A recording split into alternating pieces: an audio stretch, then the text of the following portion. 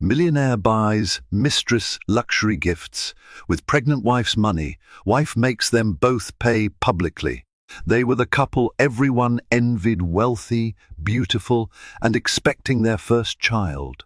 The world saw Oliver and Charlene Cooper as the epitome of success, smiling at galas and making heartfelt speeches about family.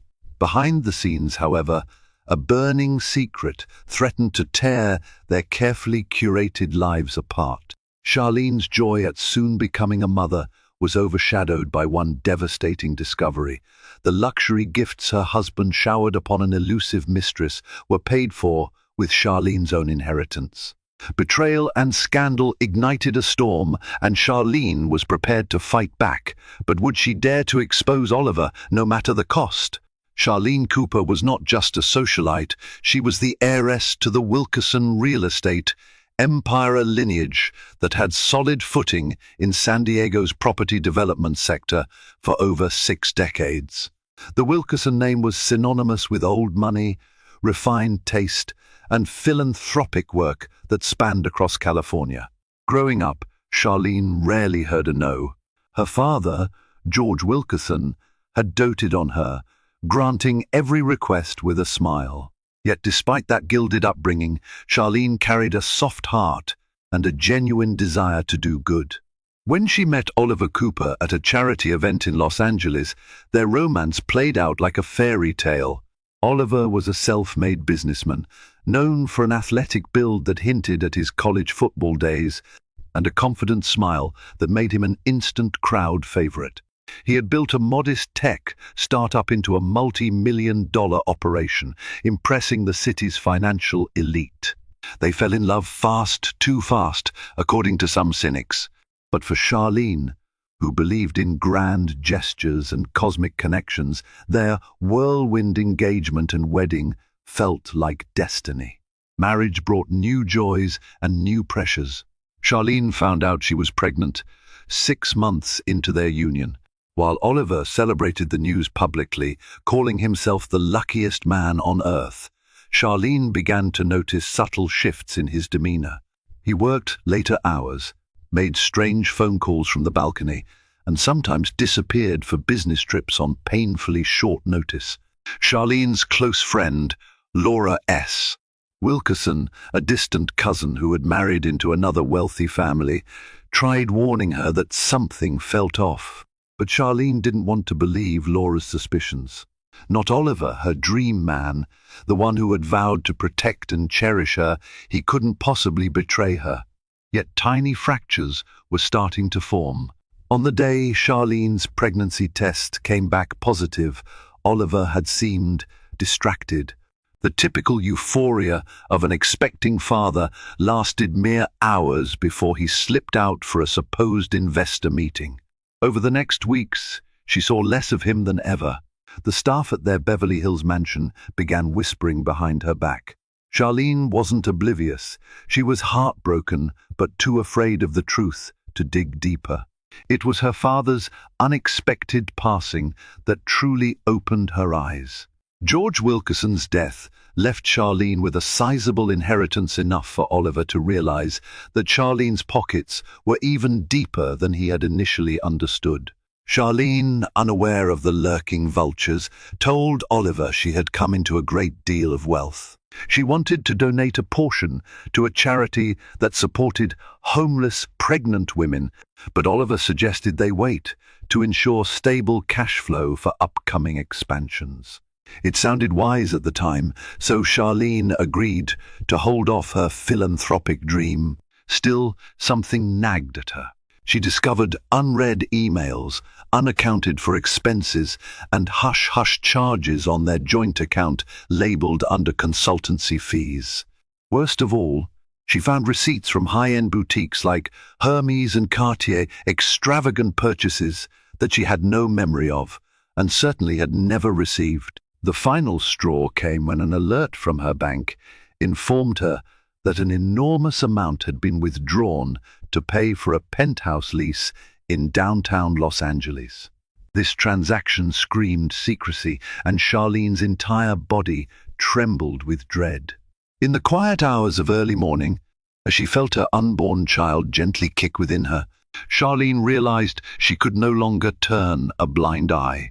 She had to uncover the truth, even if it shattered her heart and destroyed the man she once believed was her soulmate. In the days following her discovery, Charlene felt like an actress in a film noir, her every step cautious, her every smile forced. She needed answers, but she couldn't just walk up to Oliver and accuse him blindly. Instead, she decided to use the resources at her disposal. She hired a private investigator named Jackson Miller, a discreet figure with an impeccable reputation for uncovering hidden truths among Los Angeles' high-profile elite. Jackson, with his salt and pepper stubble and calm, analytical demeanor, met her at a quiet cafe in Westwood. They spoke in hushed tones as Charlene handed him the suspicious receipts and transaction records. He asked pointed questions about Oliver's habits, the times he'd come home late, any known associates he might confide in. Charlene listened to Jackson's methodology, a plan to track Oliver's movements, record his financial dealings, and dig into phone logs if necessary. Days turned into a week. Charlene stayed up at night, mind racing, imagining the worst possible scenarios. She told herself she might be overreacting, clinging to a slim hope that the transactions were for something innocuous, secret anniversary plans, perhaps. Yet her instincts told her otherwise. When Jackson finally called, Charlene's heart nearly stopped. Meeting him again at the same cafe, she arrived early, nerves buzzing. Jackson sat across from her, an empathy in his eyes that made her realize he'd done this many times before. He slid a manila folder across the table. Inside were photographs of Oliver walking hand in hand with a striking brunette outside an exclusive boutique on Rodeo Drive. Another set of photos showed them picking out jewelry, with Oliver's arm confidently wrapped around the woman's waist. "She's Alexis Hart," Jackson said quietly, "a former runway model turned social media influencer. She has some moderate fame in the LA scene. She's known for her lavish lifestyle, usually financed by older, wealthy benefactors." Charlene's hands shook as she gripped the photos. The heartbreak was swift and brutal. She recognized the haute couture store in the background places Oliver had never even invited her to. "There's more," Jackson added gently. "I discovered that the penthouse in downtown LA is in her name, but the payment route traces back to your inheritance account. I'm sorry. It was one thing to suspect a betrayal. It was another to see it displayed in undeniable proof. The pictures, the receipts, the joint property lease. Oliver was not just cheating on Charlene. He was using her father's money to do it. She felt her breath hitch, tears threatening to escape, but she forced them down.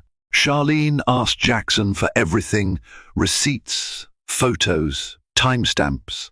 She paid him extra to collect any digital evidence he could find, from text messages to bank statements.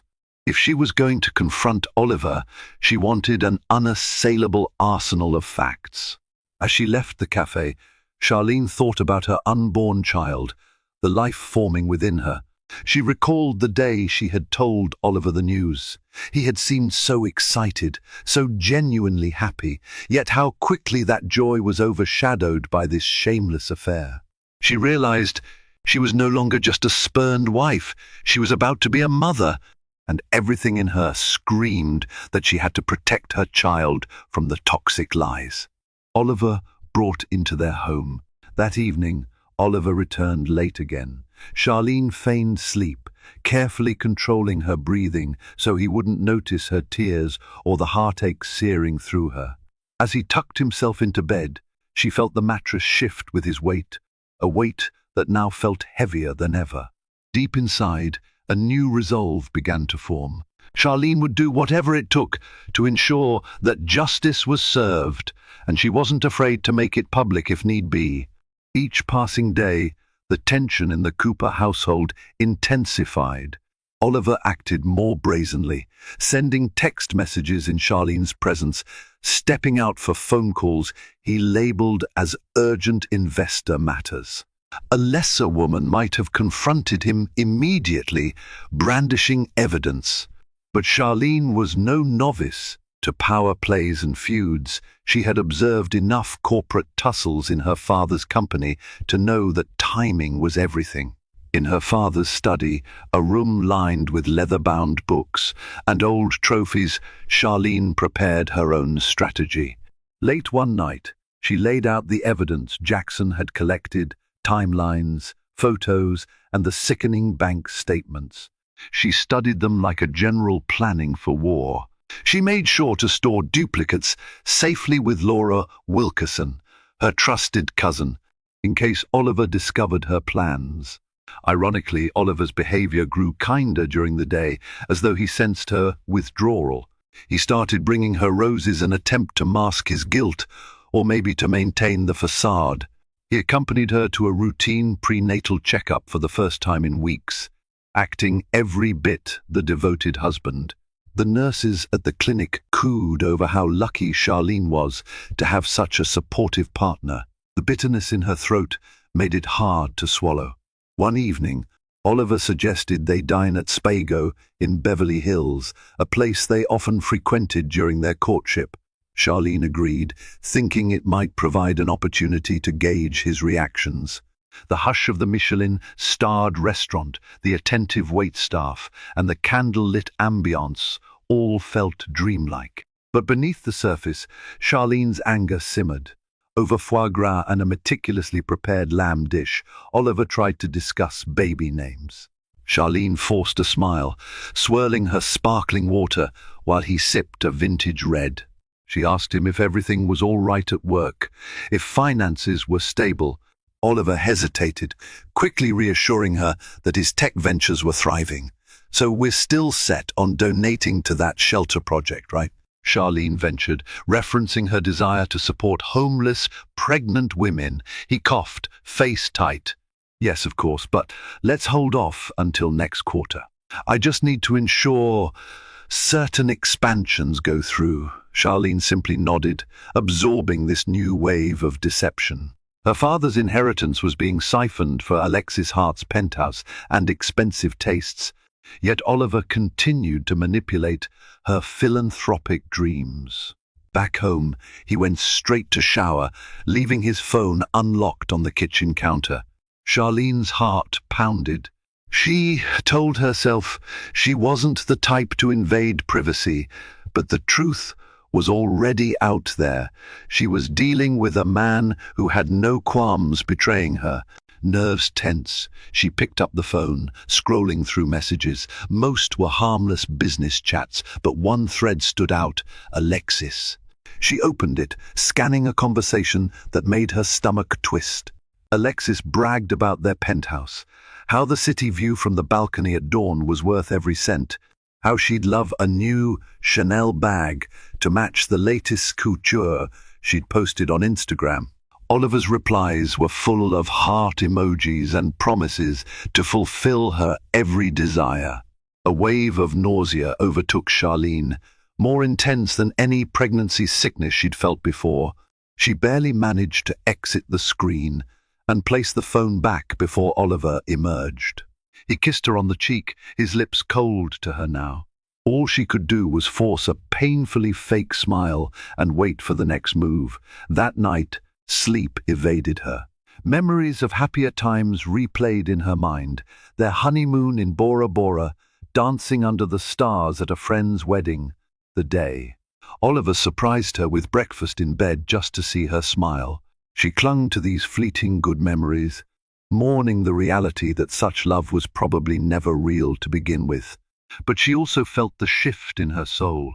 The heartbreak was solidifying into anger, and the anger was transforming into an unwavering resolve. Charlene knew that if Oliver had the audacity to use her money to fund his mistress's lavish lifestyle, she owed it to her father's legacy and to herself to make them both pay, and not quietly. A few days later, Charlene found herself staring at Alexis Hart's social media profiles. The woman was stunning tall, with an enviable figure, sultry green eyes, and perfectly styled brunette waves. Her Instagram feed was a curated display of luxury, private jets, high-end restaurants, and designer clothes from Paris. She had close to 1 million followers, drawn to her constant parade of opulence and aspirational living. Charlene felt a cold detachment as she clicked through pictures of Alexis flaunting the diamond necklace Oliver had purchased. She recognized it from the receipts. A brand new photo had Alexis perched on a velvet chair inside the downtown penthouse. The skyline behind her, the caption read, "Home, sweet home, filled with love and endless possibilities." She scrolled through comments from adoring fans, many praising her glamorous lifestyle and inspirational success. The irony was nauseating. Charlene thought of the heartbreak behind those shimmering surfaces, the lies fueling Alexis's brand. Charlene's father's money that was meant to be used for philanthropic work was going straight into Alexis's pockets. Deciding to gather more intel, Charlene used a fake social media account to follow Alexis's stories. She was stunned to see a recurring cameo, Oliver's hand, the same gold watch she had given him on their wedding day. Sometimes Alexis's live videos captured the muffled sound of Oliver's voice in the background. They thought they were being subtle, but for Charlene, it was a direct punch to the gut. Shortly after, Charlene discovered that Alexis was scheduled to attend a fashion event in downtown Los Angeles. It wasn't a massive public show, more a private preview for wealthy potential buyers. Charlene secured an invite through a friend, deciding it was time to see Alexis in person. The event was held in a swanky gallery, lights dimmed to highlight the models gliding down a makeshift runway. Charlene arrived in a classic black sheath dress that hugged her small baby bump discreetly. Despite her turmoil, she emanated poise, her posture straight, her chin held high. She spotted Alexis near the front row, surrounded by admirers. The mistress was elegantly dressed in a gold sequined gown, accessorized with the exact diamond necklace Charlene had seen on Instagram. Her laugh tinkled through the air as she relished the attention. Charlene approached cautiously, not wanting to cause a scene. She pretended to admire a piece of couture on display until she was near enough to hear Alexis's conversation with a friend. They gossiped about men, parties, and brand sponsorships. Alexis boasted about how her man was more generous than any sponsor she had ever encountered.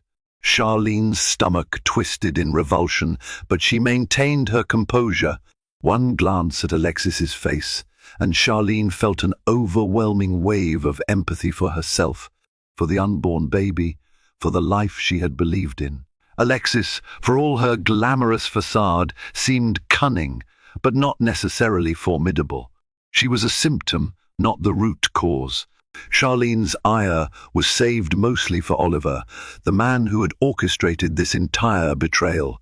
Still, Alexis wasn't innocent. She was knowingly involved with a married man, and even flaunting the spoils of that affair. Before Charlene turned to leave, Alexis's gaze slid over her. Their eyes locked for a moment. Alexis gave Charlene a fleeting glance, perhaps seeing her as another wealthy guest, and then looked away without a hint of recognition. There was a moment's temptation for Charlene to walk up and introduce herself as Oliver's pregnant wife, but she resisted. She had bigger plans. A public meltdown at a fashion event might have satisfied a lesser impulse, but Charlene needed a carefully crafted retribution, one that would leave both Oliver and Alexis reeling in the most public way possible. When Charlene stepped out into the brisk night air, she felt the baby kick. A soothing wave of maternal protectiveness coursed through her. "Don't worry," she whispered softly, placing a gentle hand on her belly. "Mummy's got this." Fueled by the injustices she'd discovered, Charlene began assembling a legal and social strategy. She reached out to her late father's trusted attorney, Deborah T. Carmichael, an older woman whose steely gaze and impeccable knowledge of the law had guided the Wilkerson family through countless high-stakes disputes. Sitting in Deborah's glass-walled office, Charlene laid out the situation. Deborah, with her silver hair pulled into a neat chignon, listened intently, occasionally leaning forward to examine the evidence Charlene provided. After a lengthy pause, she said, "We have grounds for a significant lawsuit, embezzlement of inheritance funds, possible misappropriation, the list goes on. But Charlene, you need to be ready for a brutal fight. Oliver might not back down easily, and your personal life will be under public scrutiny." Charlene took a deep breath, feeling a tremor course through her. "I need to do this, Deborah. I won't let him or that woman continue to siphon off what my father left behind. And I need to protect my baby." Deborah nodded, taking down notes. "We'll move forward carefully. I'll assemble a forensic accounting team. In the meantime, you need to keep a low profile, act like everything is normal at home. We don't want him suspecting we're onto him yet. Once we have a solid case, we'll confront him with it." Legal measures were only part of Charlene's plan. She had a more personal vendetta. She wanted Oliver and Alexis to face the consequences on a social platform. After all, Oliver thrived on maintaining a polished public image as a philanthropic millionaire, and Alexis, her entire career hinged on her glamorous, envy-inducing social media persona. Charlene resolved to strike them where it would hurt the most, in public reputation. A stroke of inspiration led Charlene to her father's old diaries, which she discovered tucked away in a carved mahogany chest. George Wilkerson had meticulously recorded notes about people he did business with, favors, secrets, alliances. Reading through them, Charlene was reminded how alliances could be forged or broken with a single phone call. She discovered a longtime ally of her father's, Mark Remington, a prominent journalist with the Los Angeles Tribune. Mark and George had teamed up once to expose a crooked real estate mogul. The subsequent scandal had garnered front-page headlines, and Mark owed his career boost to George. Charlene wasn't sure if Mark would remember her, but she decided to find out. She called the Tribune, leaving a message explaining that she was George Wilkerson's daughter and needed to speak with Mark. Within an hour, she got a call back. Mark's voice was warm with reminiscence as he recounted how much her father had supported him. After exchanging pleasantries, Charlene offered Mark an exclusive story that would expose betrayal, financial misuse, and the lavish downfall of a prominent tech millionaire. Mark hesitated. "This is about Oliver Cooper, isn't it? I've seen him around, and he's something of a rising star in the business section. Are you certain you want to go public?" Charlene's throat tightened. "I'm certain, but I need your promise that this will be handled with integrity. This isn't just gossip, it's about justice and ensuring no one else gets hurt."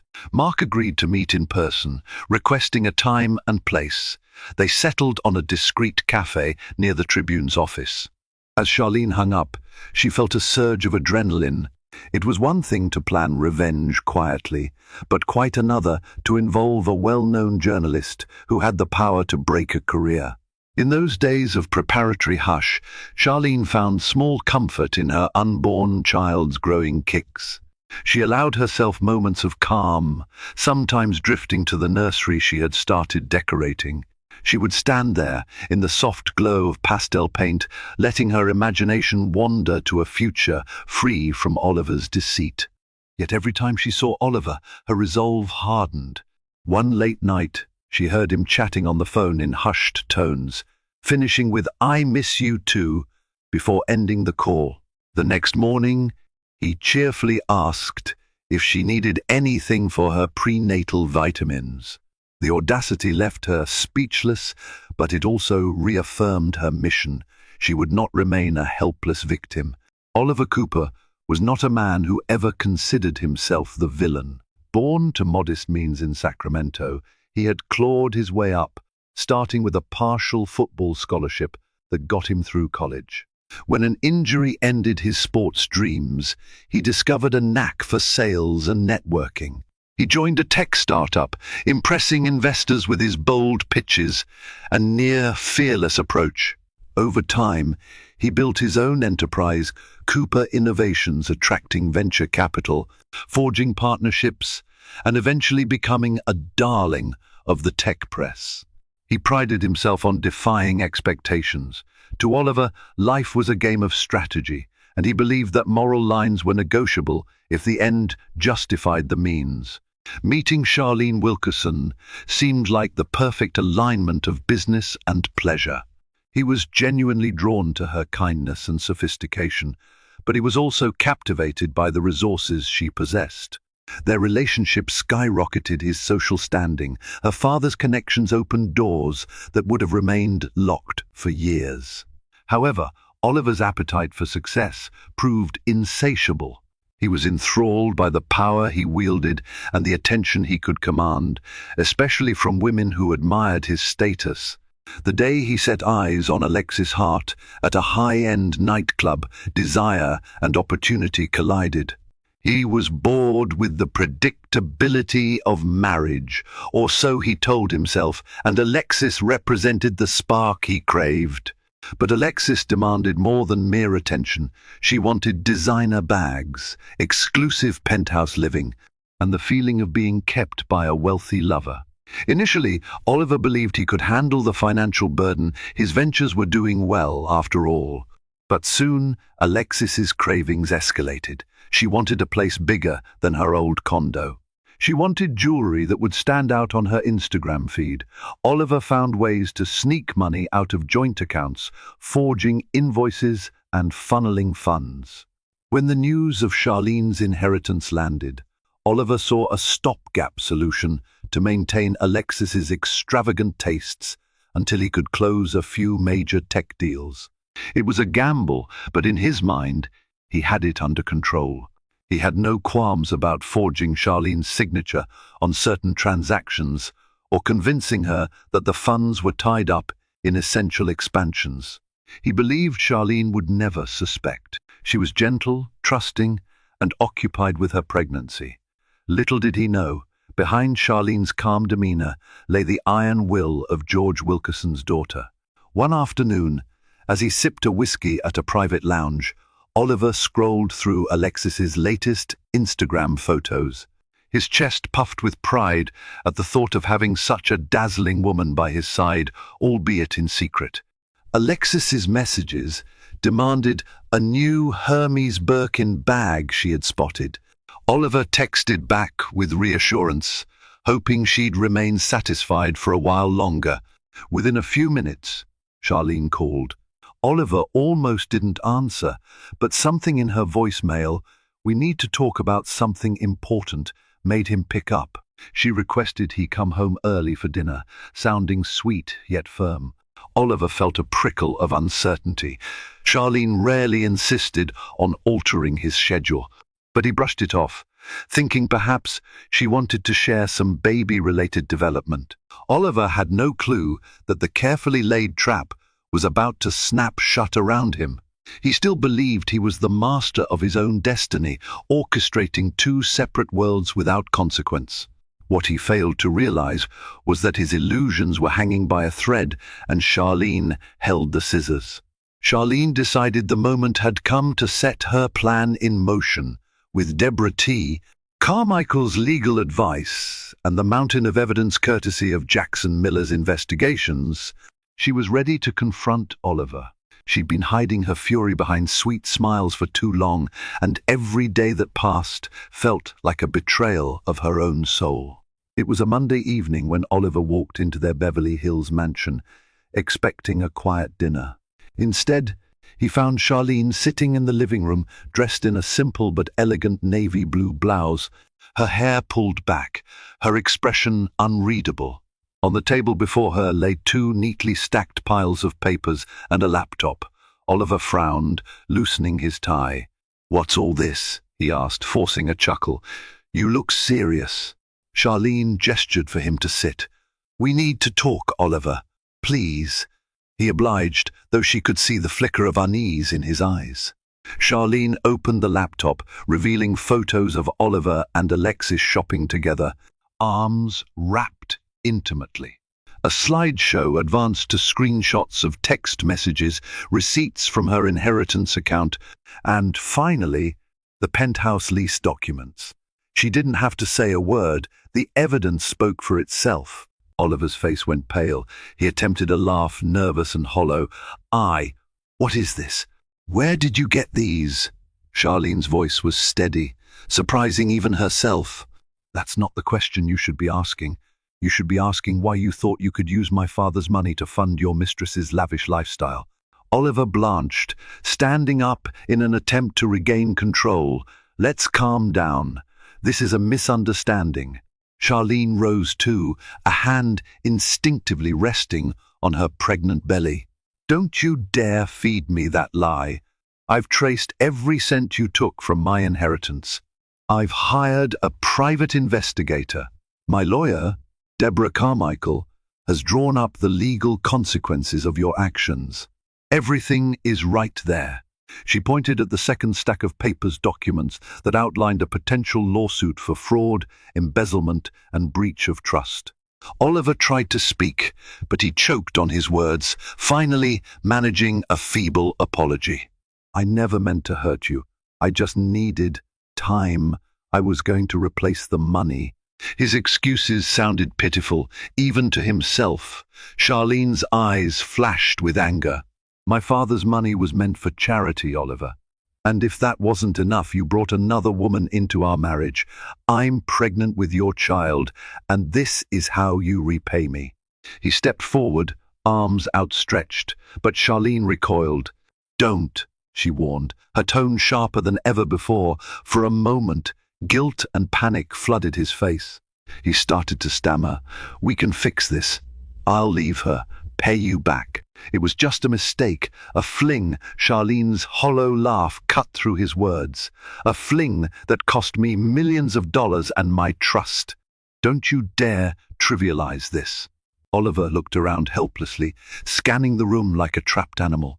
He saw the unwavering determination in Charlene's posture and realized how dire his situation truly was. She wasn't the naive, trusting heiress he'd married. She was George Wilkerson's daughter, a woman with the resources and willpower to ruin him. Before Oliver could plead further, Charlene handed him an envelope. Inside was a formal letter from Deborah's firm outlining Charlene's conditions: immediate return of all misused funds, complete severance from Alexis Hart, and an agreement that, if Oliver didn't comply, Charlene would file a lawsuit and expose him publicly. Oliver's hands shook as he read. Beads of sweat broke out on his forehead. He tried to muster defiance, but the weight of Charlene's evidence and the potential fallout was immense. If the press got hold of this, his business could collapse, investors might bail, and his once venerated public image would be shattered. Swallowing hard, he finally spoke in a subdued voice. "I'll do what it takes. Just give me a chance to fix this." Charlene didn't respond, her glare cold enough to freeze him in place. Then she stood, taking one final look at the man she once believed was her life partner. Without another word, she left the room, the quiet click of her heels echoing in Oliver's ears. The once invincible entrepreneur sank into the nearest chair, realizing the gravity of what he had done. His illusions were no more. The facade lay in pieces around him. Word traveled fast in certain circles, especially among the wealthy. Alexis Hart sensed something was off the moment. Oliver declined to accompany her to a high-profile after-party. He had always jumped at the chance to show her off, to revel in the attention their illicit romance garnered. Now he was distant, texting her curt replies that lacked his usual over-the-top affection. Their next face-to-face encounter took place at the penthouse Oliver funded. Alexis had arranged a private chef to cook dinner, hoping to create a romantic ambiance. She lounged in a silk robe, sipping champagne while she waited. But when Oliver arrived, tense and brooding, The sparks she usually felt fizzled into concern. "What's going on?" she asked, her voice sultry but tinged with worry. Oliver paced the room, ignoring the tantalizing smell of garlic and rosemary wafting from the kitchen. He finally turned to her. "Charlene found out," he said simply, face drawn. Alexis's eyes widened. She'd always feared this day might come, but she had grown complacent, believing Oliver had it all under control. "So what? You can smooth things over, right?" He shook his head, running a hand through his hair. "It's worse than that. She's threatening legal action and public exposure. I could lose everything, my company, my reputation. She wants the money back, Alexis. Millions of dollars." Alexis's mouth fell open. She was not just an idle bystander in this drama. If Oliver's finances were frozen or compromised, she'd lose the lifestyle she'd grown to love. "What about me?" she demanded, voice sharp with panic. "We have a lease here. Is she shutting that down too?" Oliver nodded grimly. "Yes, she wants me to cut ties immediately." Alexis's lip curled in frustration. She had no intention of giving up her penthouse or the benefits she reaped from being Oliver's mistress. She'd invested time in him, in their brand of secrecy, and she wasn't about to watch it vanish. "Then fight her," Alexis snapped. "Hire the best lawyers. She can't just ruin your life because of a marital spat." Oliver laughed bitterly. "Marital spat? You don't understand. She has evidence of misappropriating her inheritance. She can press charges. The court will side with her, and I'll be labeled a thief." Alexis's expression hardened. Fear and anger churned within her. "You told me you had this under control, that your marriage was more of a facade, and you could get the money whenever you wanted." He flinched. "It's complicated, Alexis. Charlene's father was a powerful man, and she inherited not just money, but influence. People are lining up to help her, and she's pregnant with my child. Even the optics of that are damning for me." Something unreadable flickered in Alexis's eyes, perhaps a momentary guilt. Then, just as swiftly, it was replaced by self-preservation. "What do you plan to do? Beg her forgiveness? Maybe you should just divorce her. Then we can finally be together openly." Oliver glared at her, frustration welling up. "Don't you get it? A divorce would be a nightmare right now. She'd drag me through the courts, and I'd lose all support from my investors. They don't want to be associated with scandal. And with the baby on the way, she'd get sympathy, and I'd be a pariah." Alexis sighed, sinking onto the tufted velvet couch. "Fine, you handle the legal mess. But don't expect me to sit around waiting. I have to protect my own interests." Oliver stared at her, realization dawning that Alexis's devotion was as conditional as her lifestyle was extravagant. He had hoped for support, maybe an embrace that would ease his anxiety. Instead, her cold practicality only underscored the fact that she was with him for what he could provide. "I can't keep funding everything," he admitted, voice weary. "Charlene wants the money returned. I'll try to stall, but eventually I have to close deals to pay back what I took." Alexis's expression darkened at the suggestion that the money flow might stop. She rose, crossing her arms. "You'd better figure out a way to fix this, Oliver. I'm not going back to some dingy apartment or giving up the lifestyle I've built. If you let her win, you'll lose me too." Her ultimatum hit him like a slap. He realized that, in his quest for success and pleasure, he'd bound himself to two demanding women, one with legitimate moral and legal standing, and the other with a voracious appetite for luxury. As Alexis retreated to the bedroom, slamming the door behind her, Oliver sank into a chair, burying his face in his hands. In that moment, he felt the walls closing in. There was no easy path forward. If he complied with Charlene, Alexis would likely walk away, leaving him high and dry.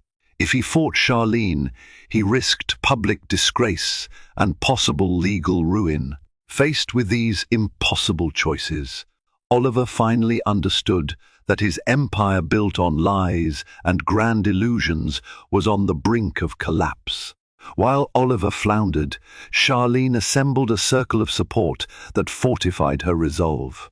She confided in Laura Wilkerson, her trusted cousin and friend, who offered emotional solace and practical help. Laura connected Charlene with a public relations consultant, Samantha Layton, well known for handling high-profile scandals.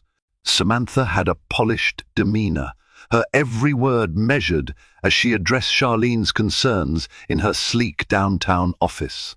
"Your story is compelling," Samantha noted, scanning the summary of Charlene's predicament. A pregnant heiress, betrayed by her husband, who used her inheritance to spoil a mistress.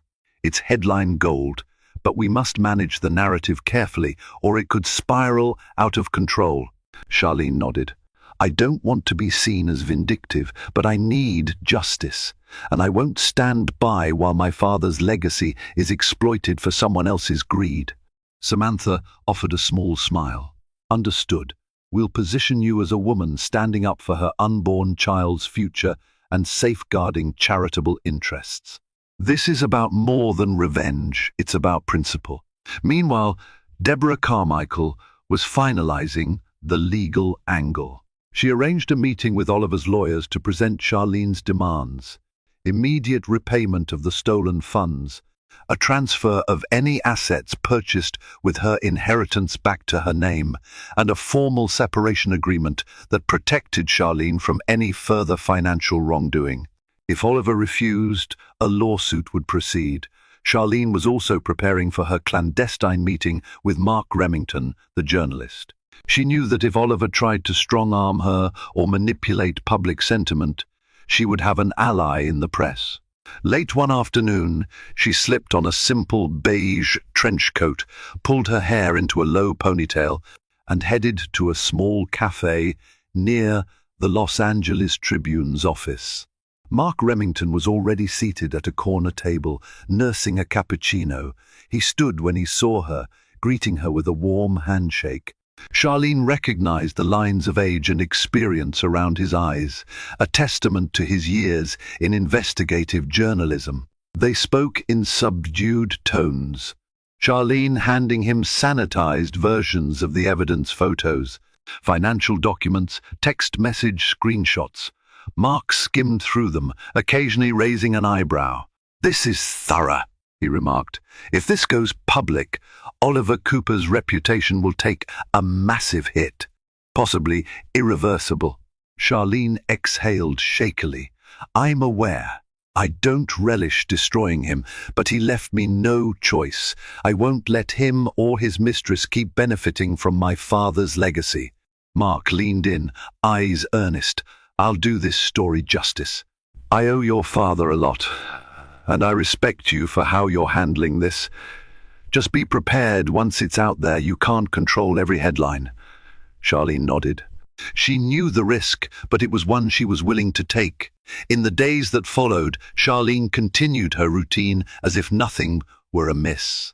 She attended prenatal yoga sessions, visited her doctor, and occasionally appeared at society luncheons. Yet beneath the surface calm, she was orchestrating the downfall of the man who had wronged her. Oliver sensed her quiet determination, and it made him restless. He spent hours on the phone with potential investors, desperate to secure funds to repay Charlene. But rumors started swirling that Oliver Cooper was in financial trouble, and potential backers grew wary. Alexis grew impatient too. She posted cryptic messages on social media about undying love, turning into betrayal, likely aimed at stirring sympathy. But the more her followers asked questions, the more Alexis retreated into cryptic silence, perhaps realizing that Charlene's wrath could explode any day now. And so the stage was set. Charlene stood, strong and resolute, armed with legal, PR, and journalistic firepower. Oliver flailed between desperation and denial, while Alexis feared losing her golden goose. The world outside remained oblivious for the moment, but soon the carefully constructed illusions would crumble in a blaze of public scandal. Charlene could almost taste the retribution, and she knew it would be served cold. The unraveling began on a crisp Wednesday morning when the Los Angeles Tribune ran a front-page teaser: high-profile tech entrepreneur accused of misusing wife's inheritance. Though the article did not name Oliver directly, those in elite circles recognized the clues pointing to Cooper Innovations. Within hours, social media started buzzing. The cryptic references matched rumors of Oliver's recent desperation to secure funds, and the name Charlene Wilkerson Cooper trended on local Twitter feeds. Paparazzi camped outside their mansion, trying to capture the first shots of the wealthy heiress at the center of the scandal. Oliver woke to a barrage of phone calls and texts from colleagues, investors, and even relatives who had read the story. He rushed downstairs, where Charlene calmly sipped tea at the dining room table, a copy of the Los Angeles Tribune laid out next to her plate. "What did you do?" he demanded, voice hoarse. She met his gaze unflinching. "I gave them the truth," she said simply. He inhaled sharply. "You've put my entire company at risk. Do you know how this makes me look?" Charlene stood, her pregnant belly prominent beneath her blouse. "Yes, I do. And you're the one who put us here.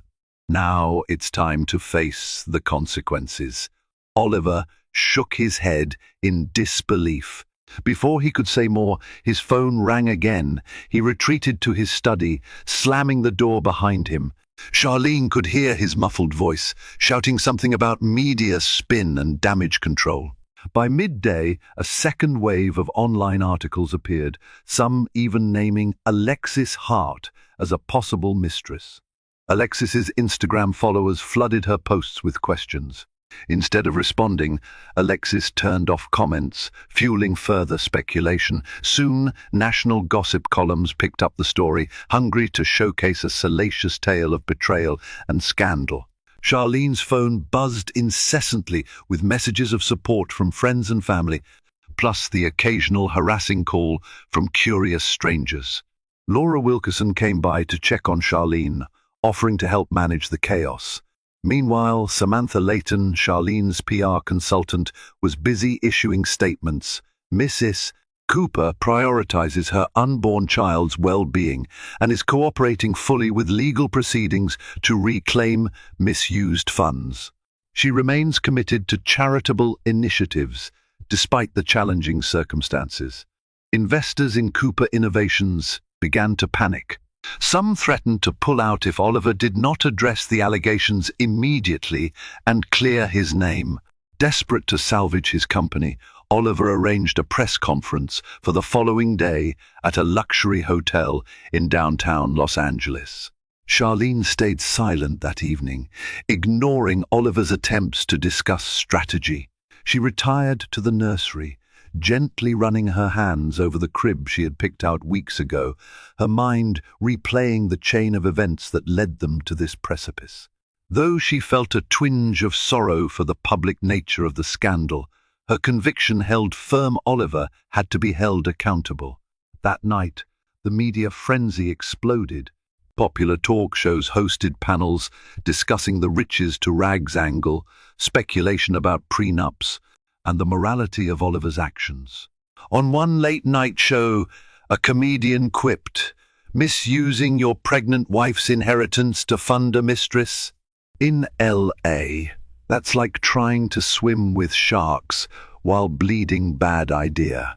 Charlene went to bed early, telling herself that tomorrow would be the beginning of the end. As she switched off the lights, she felt the baby kick and whispered a promise to her child: "This chaos won't define us. I'll make sure of it." Outside, the press huddled in clusters, cameras flashing whenever a light turned on in the windows. Inside, the once luxurious fortress felt like a cage of secrets and sorrow. And somewhere across town, Alexis Hart watched her phone, dread filling her heart as she realized she was not merely a bystander, she was about to be publicly named and shamed as well. The next morning, Oliver stood behind a podium in the opulent ballroom of the Regency Hotel. He wore a tailored suit, trying to project calm authority, yet his hands shook as he adjusted the microphone. Rows of reporters, photographers, and camera crews filled the space, waiting to broadcast his statement live. Charlene opted not to attend in person. Instead, she watched the live stream from the comfort of her father's study, with Laura by her side. It wasn't her place to shield Oliver from the consequences. This was his mess. Clearing his throat, Oliver began. I'd like to address the recent allegations circulating in the media. First, I want to make it clear that I have the utmost respect for my wife, Charlene Cooper, and her family legacy. Any suggestion that I have intentionally misappropriated funds is premature and not based on the full facts. His speech was carefully scripted, peppered with phrases like misunderstanding and temporary financial reallocation. He dodged direct mention of Alexis Hart, only vaguely referring to private matters that do not concern the public. Reporters unleashed a flurry of questions. Is it true you used your wife's inheritance for personal gain? Have you been unfaithful to your wife, who is pregnant with your child? What about the penthouse property leased in Alexis Hart's name? Oliver's calm facade began to crack. He tried to deflect, insisting that no wrongdoing occurred, but the wave of skepticism was overwhelming. The final straw came when a tenacious reporter from a local affiliate stood up and said, "We have documents showing your signature authorizing transfers from your wife's inheritance to fund the lease of Miss Hart's penthouse." "Care to comment?" Oliver stammered.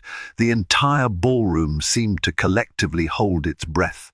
Finally he mumbled, "I have no comment on Miss Hart's personal finances."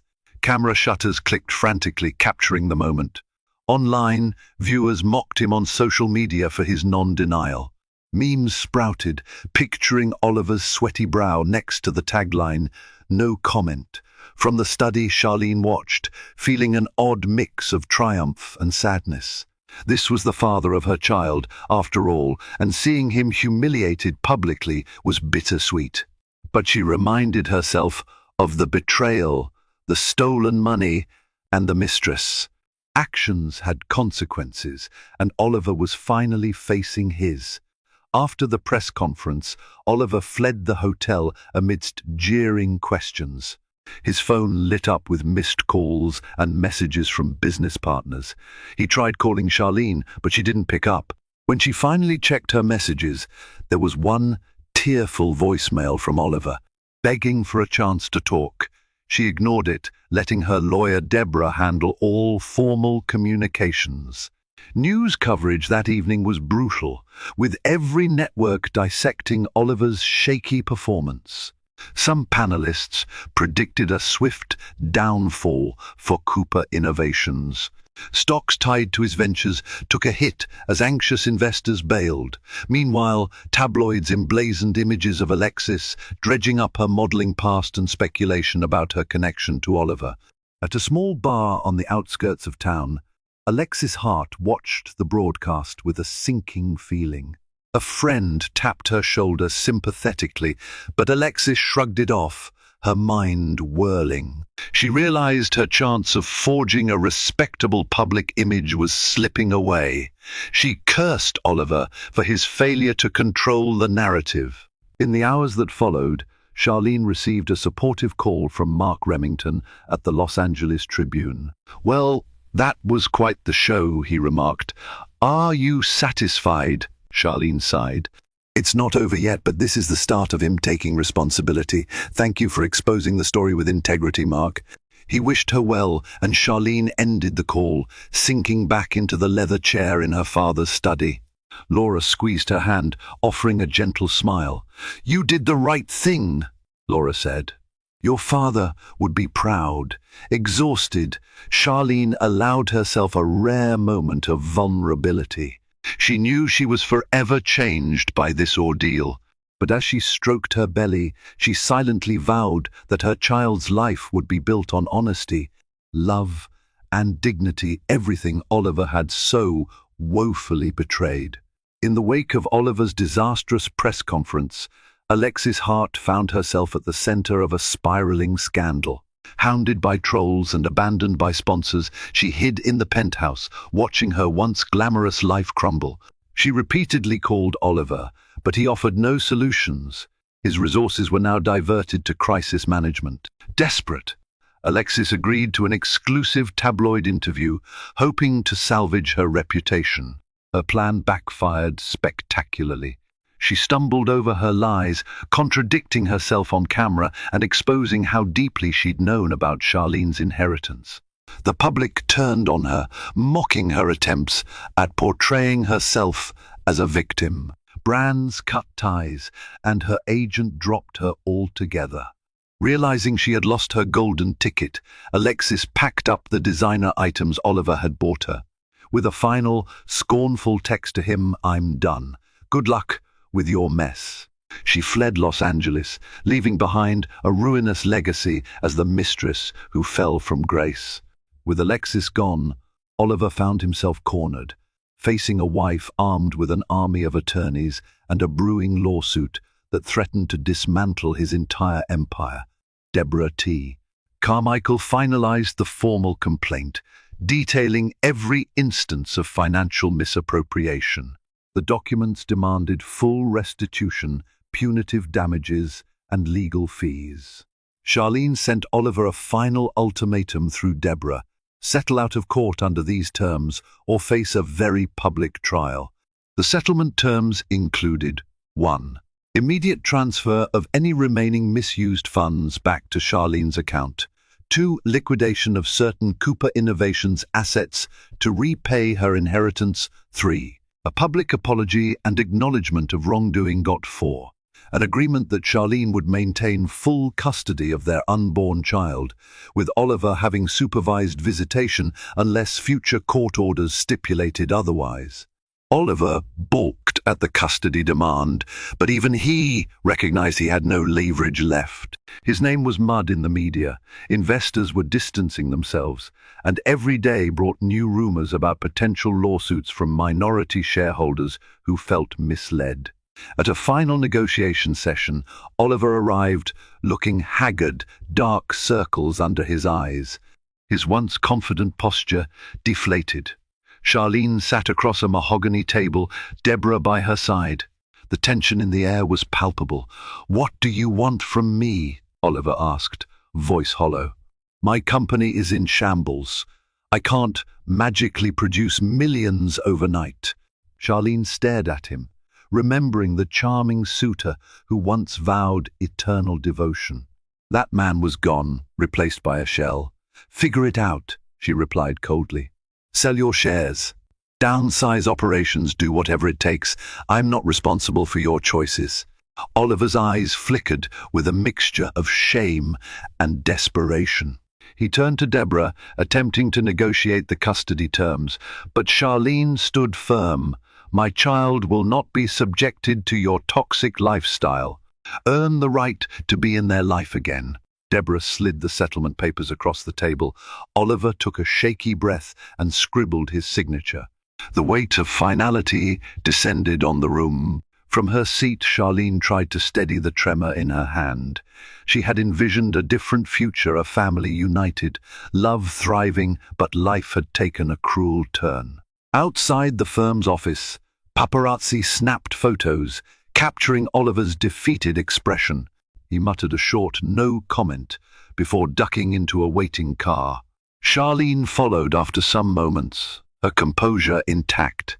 She had just won a crucial victory, but her heart felt heavy. Still, she reminded herself that this step was necessary to secure her baby's future. The stolen inheritance would be reclaimed, Oliver would be forced to atone, and the public had seen the truth of his betrayal.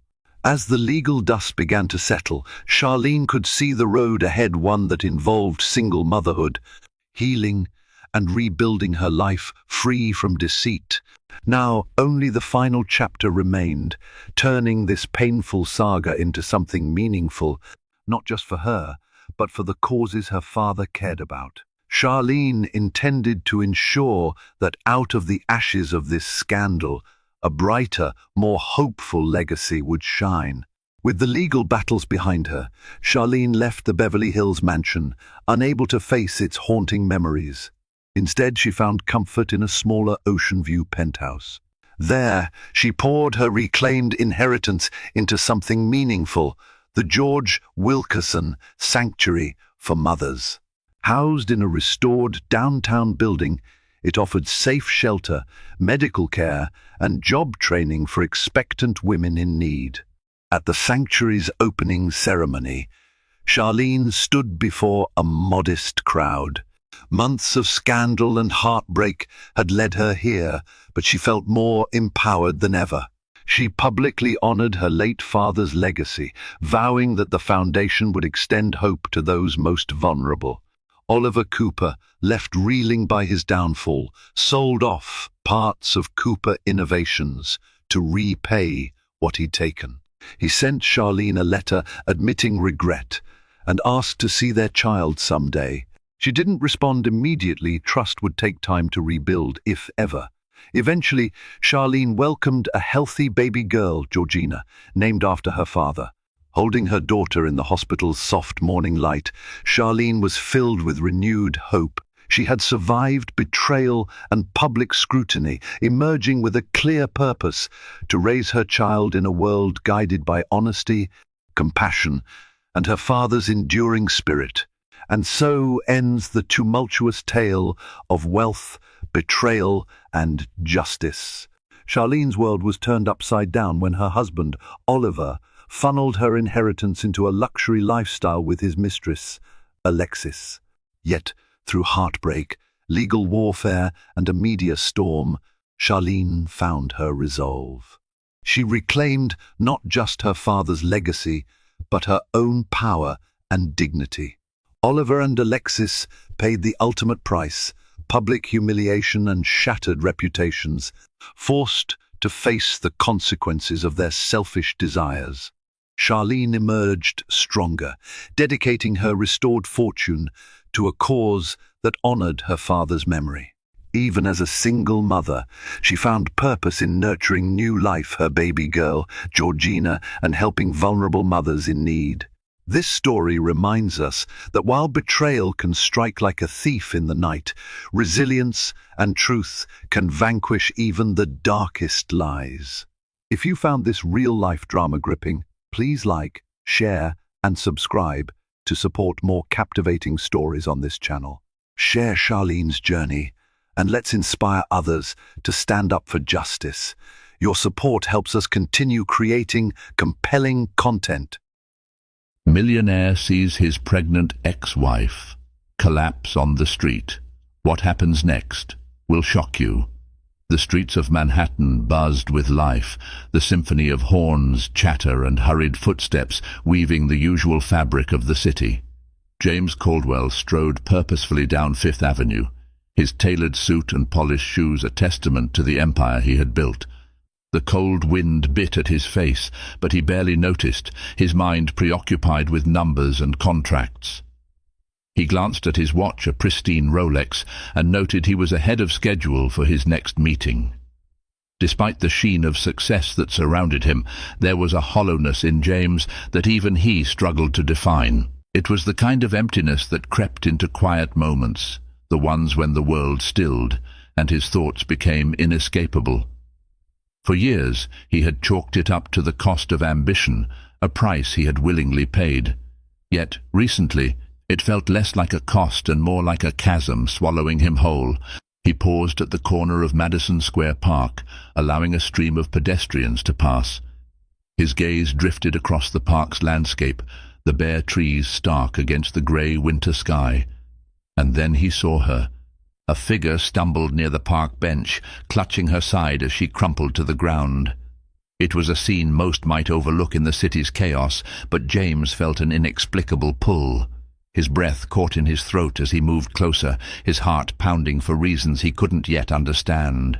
As he approached, the woman's features came into focus, a cascade of auburn hair, pale skin flushed with strain, and the curve of her face etched into his memory. It was Clara. Clara. He whispered, the name foreign on his tongue after so many years. The last time he had said it was during their divorce, his voice filled with resignation, hers with heartbreak. Her head tilted weakly in his direction, and their eyes met. Even through the haze of exhaustion clouding her gaze, recognition flickered. "James," she murmured, her voice barely audible, before her eyes fluttered closed. Panic surged through him as he knelt beside her, shaking off the disbelief that threatened to paralyze him. "Clara, can you hear me?" he asked, his voice cracking. He pressed 2 fingers to her neck, relieved to find a faint but steady pulse. "Call 911, he barked at a bystander who fumbled with their phone. Without waiting, James scooped Clara into his arms. She felt lighter than he remembered, almost fragile, as if life had worn her down. The cab ride to the hospital was a blur. James barely registered the driver's grumbles about the urgency of his request or the icy streets that mirrored his churning thoughts. All he could focus on was Clara, her shallow breathing, the lines of fatigue etched into her face. At the hospital, nurses whisked her away, leaving James in the sterile waiting room, his hands gripping the edge of a plastic chair. The walls, painted a pale green meant to soothe, only heightened his unease. Minutes felt like hours, and his mind raced with questions. What had happened to her? Why was she here alone in this state? And why hadn't she told him about the pregnancy he now suspected?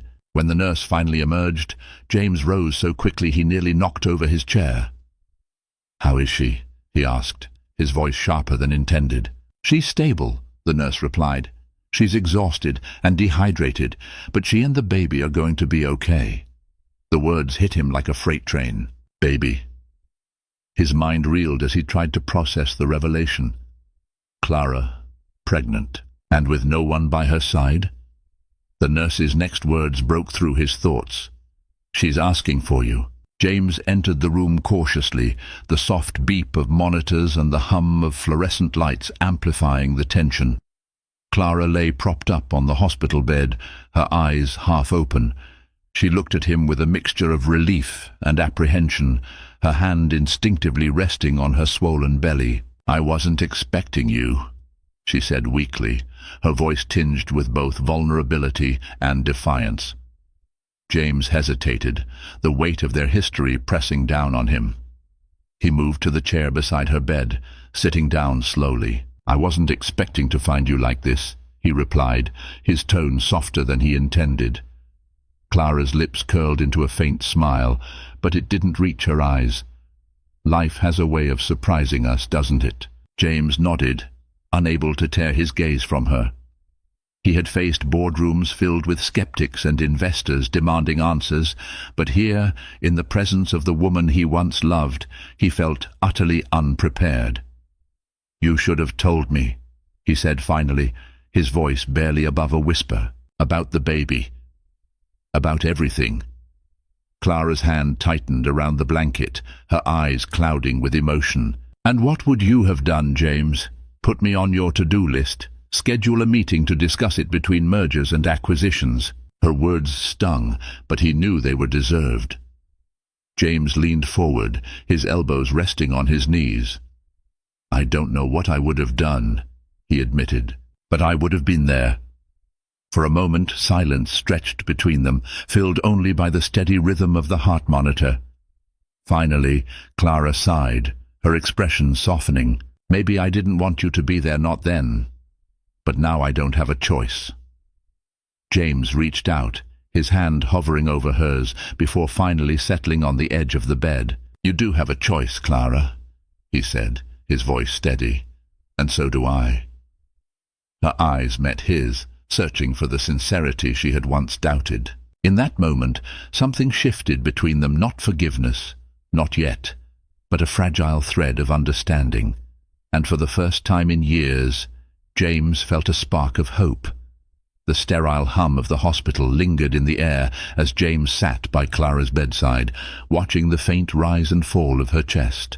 In that moment, something shifted between them, not forgiveness, not yet, but a fragile thread of understanding. And for the first time in years, James felt a spark of hope.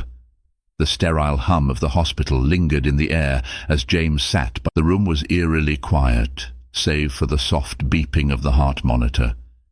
His mind churned with questions he wasn't sure how to ask.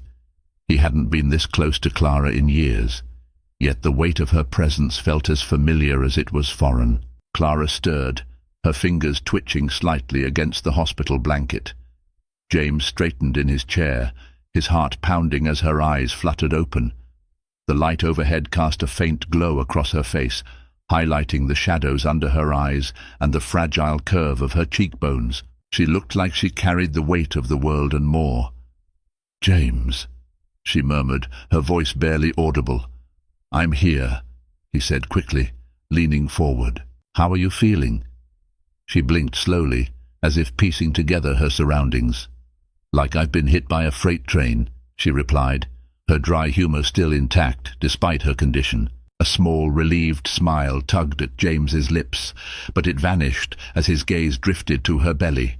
His throat tightened, the words he had been holding back now impossible to suppress. "Clara," the nurse said. He faltered, searching her face for a reaction. "She said the baby is okay." Clara's expression changed instantly, her hand instinctively moving to rest over her stomach. The gesture was protective, almost defensive, and it made James's heart ache. "They told you," she said softly, her eyes avoiding his. "Clara." He leaned closer, his voice gentle but firm. "Why didn't you tell me? Why didn't you call?"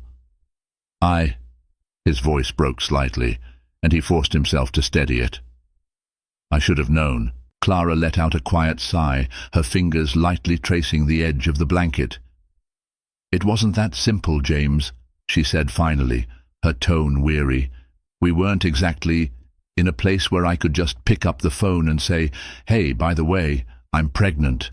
James stared at her, guilt twisting in his chest. He thought back to the day she walked out of his life, her voice trembling as she told him she couldn't compete with his ambitions. At the time, he had been too consumed by his work to truly understand what he was losing. Now, sitting here, the reality of what he had missed, what he had been oblivious to, hit him like a tidal wave. "You should have told me anyway," he said, his voice quieter this time. "I would have been there." Clara's eyes snapped to his, a flicker of anger breaking through her exhaustion.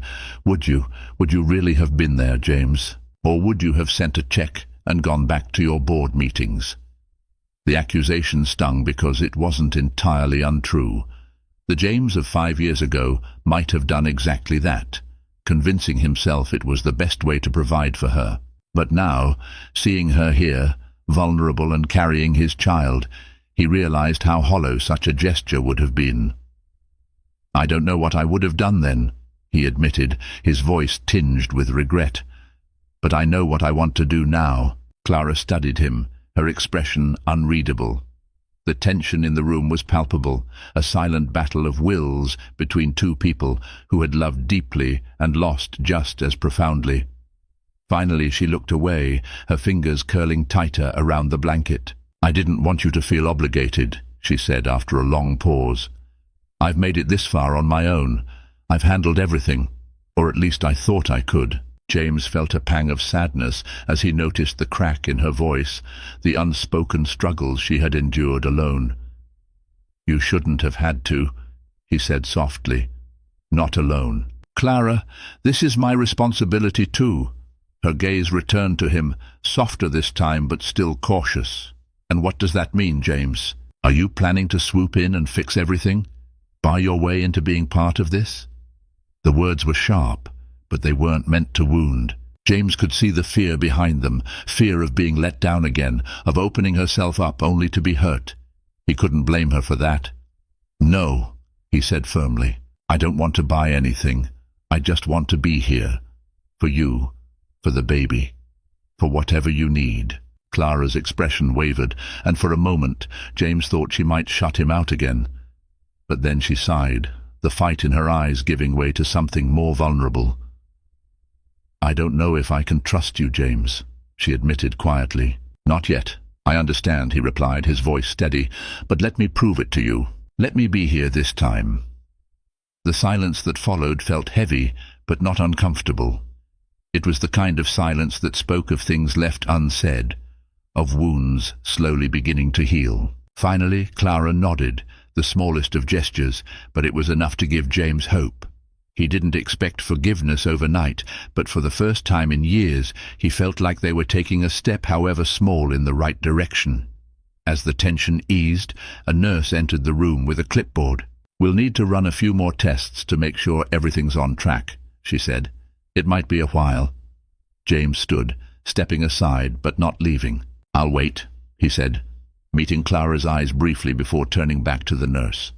Clara watched him, her heart a mix of emotions she couldn't yet untangle. As the door clicked shut behind the nurse, she let her head rest back against the pillow, her hand still resting protectively over her stomach. For the first time in a long time she felt the faintest glimmer of hope. It wasn't a promise, not yet, but it was something. And for now, that was enough. James returned to the hospital the next morning, carrying a small bouquet of white lilies. It was a simple gesture, one he hoped wouldn't feel out of place or overbearing. The flowers reminded him of Clara, of the quiet afternoons they'd spent in her tiny studio apartment, surrounded by the scent of her favorite candles and the hum of her painting playlist. Those memories, now tinged with regret, felt like relics of a life he barely recognized as his own. When he entered the room, Clara was sitting up in bed, absently flipping through a magazine she didn't seem to be reading. Her hair was pulled back into a loose ponytail, and she looked more alert than the night before, though the shadows under her eyes hadn't disappeared. She glanced up at the sound of the door and froze for a moment, her gaze flicking to the bouquet in his hand. James hesitated in the doorway, suddenly unsure of himself. "Too much?" he asked, holding up the flowers with a sheepish smile. Clara raised an eyebrow, but didn't suppress the small smile tugging at her lips. "Not your usual style, but I'll allow it." He stepped into the room and placed the flowers on the small table beside her bed. "I figured it was time to break from tradition," he said lightly, pulling a chair closer to her bed. "How are you feeling?" Clara shrugged. "Better, I guess. They're keeping me another day or two for observation. Apparently, collapsing in public is frowned upon." James winced at her self-deprecating tone. "You scared me," he admitted. "When I saw you—" He trailed off, his voice thickening. "I didn't know what to think." Clara's expression softened, but she quickly masked it with a wry smile. "Well, I'm not planning on making a habit of it." Silence settled between them, and James found himself studying her, searching for the right words. There was so much he wanted to say, but everything felt too big, too weighted for this fragile moment. Instead, he started small. "Do you need anything? From home, I mean. Clothes, books, anything at all?" Clara hesitated, her fingers grazing the edge of the blanket. "I've got everything I need," she said, though her tone lacked conviction. "I'm used to managing on my own." "That doesn't mean you have to," James replied, leaning forward. "Let me help, Clara. Not just now, but moving forward." Her eyes met his, wary and guarded. "What does that mean, exactly? Are you offering to be some kind of part-time dad?" "Because I don't need charity, James." "It's not charity," he said quickly. "It's responsibility. And more than that, it's what I want. I don't want to just send checks or drop by when it's convenient. I want to be involved." Clara frowned, her expression tightening. "You say that now, but what happens when your company demands your attention, when your board needs you? You've always been good at making promises, James, but keeping them, that's another story." Her words stung, but James didn't flinch. He knew she had every reason to doubt him. Still, he couldn't let her push him away, not this time. "I've changed, Clara," he said quietly. "Or at least, I'm trying to. I know I screwed up before, and I can't undo the past. But I can be here now, for you." For the baby. Let me prove it. Clara studied him for a long moment, her gaze searching his face as if trying to discern the truth in his words. Finally she sighed, her shoulders sagging slightly. "What are you proposing exactly?" James exhaled, relieved that she was at least willing to listen. "Move into my place," he said, the words tumbling out before he could second-guess them. "Just until the baby is born, you shouldn't have to worry about anything: rent, groceries, hospital bills. Let me take care of it." Clara's eyes widened, and she shook her head. "James, I can't just move into your penthouse and play house. That's not how this works." "I'm not asking for that," he said quickly. "This isn't about us getting back together. It's about making sure you and the baby are safe and cared for. Nothing more." Her lips pressed into a thin line, and she looked away, her gaze fixed on the bouquet of lilies. "It's not that simple." "I know," James said softly, "but nothing about this is simple, Clara. And that's okay. We'll figure it out, together." For a moment she didn't respond, and James's heart sank, the weight of her silence almost unbearable. But then she turned back to him, her expression still guarded, but tinged with something else, something softer. "I'll think about it," she said finally. It wasn't a yes, but it wasn't a no either. James nodded, a small spark of hope flickering in his chest. "That's all I'm asking." Later that afternoon, James stepped outside the hospital to take a call. The brisk air bit at his face, and the noise of the city filled the space around him. The call was from his CFO, demanding his attention on an upcoming deal. He answered briskly, his tone sharp and efficient as he juggled details about profits and projections. But even as he spoke, his mind was elsewhere on Clara, on the fragile hope of rebuilding something he had thought was lost forever. When the call ended, he stared at his phone, the bright screen reflecting his conflicted expression. For the first time in years, the numbers and deals felt insignificant. All that mattered was upstairs in a hospital bed, carrying the child he never knew he wanted. As he re-entered the hospital, James made a silent vow. He wouldn't let her down again. Whatever it took, he would prove to Clara and to himself that he was capable of being the man she and their child deserved. James's penthouse stood starkly silent as he paced the living room, waiting for Clara's arrival. The polished marble floors reflected the afternoon sunlight streaming through the floor-to-ceiling windows, a testament to his meticulously curated life. Everything in the space, from the abstract art on the walls to the sleek minimalist furniture, spoke of wealth and success. Yet, as he waited, the pristine surroundings felt cold and hollow. He glanced at his watch for the third time, anxiety gnawing at him. Clara had agreed to move in temporarily after much persuasion, but her agreement had come with a clear warning: "This doesn't mean I'm relying on you. It's for the baby, James." When the doorbell finally rang, James almost tripped over his own feet in his rush to answer it. He pulled the door open to find Clara standing there, a duffel bag slung over her shoulder. Her auburn hair was tied back, and she wore a simple coat that looked too thin for the chilly weather. "Hi," she said, her voice tentative. "Hi," James replied, stepping aside to let her in. His gaze flicked to her stomach, now more noticeable beneath her sweater.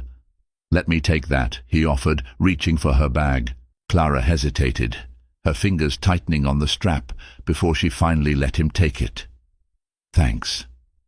As she stepped inside, her eyes swept over the space, taking in the sprawling living room and the glittering skyline visible beyond the windows. James watched her carefully, trying to gauge her reaction. "This is different," Clara said finally, her tone neutral.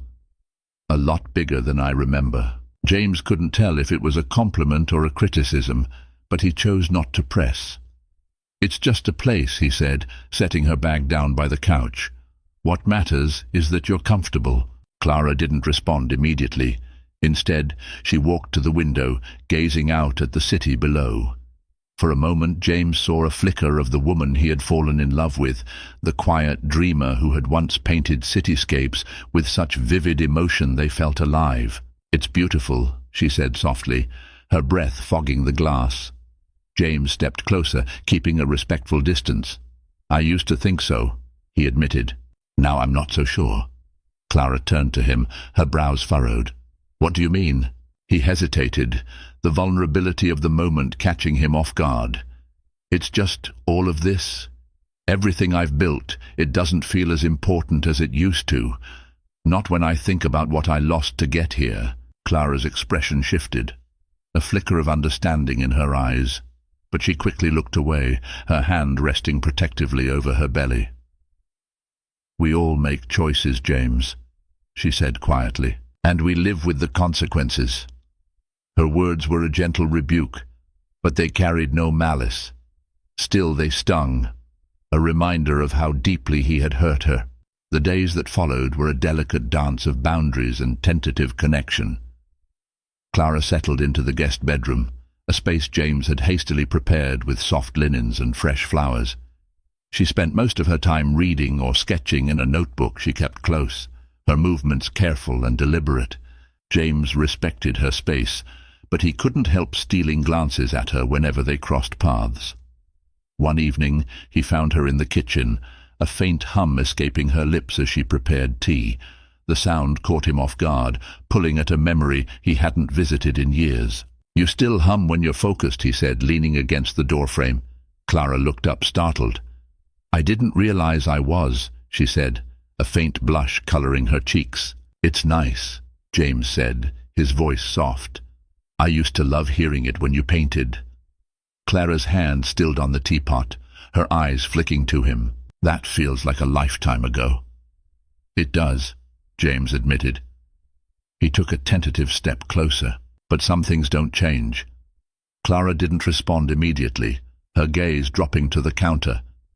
"Maybe," she said finally, "but we're not those people anymore, James." "I know," he said, his tone earnest, "but that doesn't mean we can't try to be better." That night, James couldn't sleep. He found himself in his study, staring at the collection of books he had amassed over the years. His success had been built on strategy and negotiation, on his ability to read people and situations. Yet, when it came to Clara, he felt like a novice, fumbling in the dark. As he thumbed through a leather-bound journal he had once used for notes, a loose page slipped out. It was a sketch one Clara had drawn during a lazy Sunday morning years ago. The image was simple, the two of them sitting together on a park bench, her head resting on his shoulder. She had captured the warmth of that moment with stunning accuracy, the lines delicate but purposeful. James stared at the sketch, his throat tightening. He remembered that day vividly, the way the sunlight had filtered through the trees, the sound of her laughter as they shared stories about their dreams. It had been one of the last times he had felt truly content. Folding the sketch carefully, he slipped it back into the journal. For the first time in years, he allowed himself to hope not just for reconciliation, but for a chance to build something new. The next morning, Clara found James in the kitchen, a small breakfast spread laid out on the counter. She paused in the doorway, her eyes widening slightly. "You didn't have to do all this," she said, stepping closer. James shrugged, a sheepish smile tugging at his lips. "I figured it's the least I could do." Clara hesitated before taking a seat. As she reached for a slice of toast, she glanced at him. "Why are you doing this, James?" "Really?" He met her gaze, his expression serious. "Because I want to. Because I care about you. And because I don't want to make the same mistakes again." Clara studied him for a long moment, her fingers grazing the edge of her plate. Finally she nodded, her expression softening. "Okay," she said quietly. "Let's see where this goes." It wasn't a declaration or a promise, but it was a start. And for James, that was enough for now. The quiet rhythm of their days together began to settle into an uneasy routine. Clara spent her mornings sketching at the small desk James had set up in the guest room, while James continued running his company from the home office. They shared meals occasionally, their conversations tiptoeing around the fragility of their shared past and the uncertainty of their future. Yet, as the days turned into weeks, a subtle warmth began to creep into their interactions.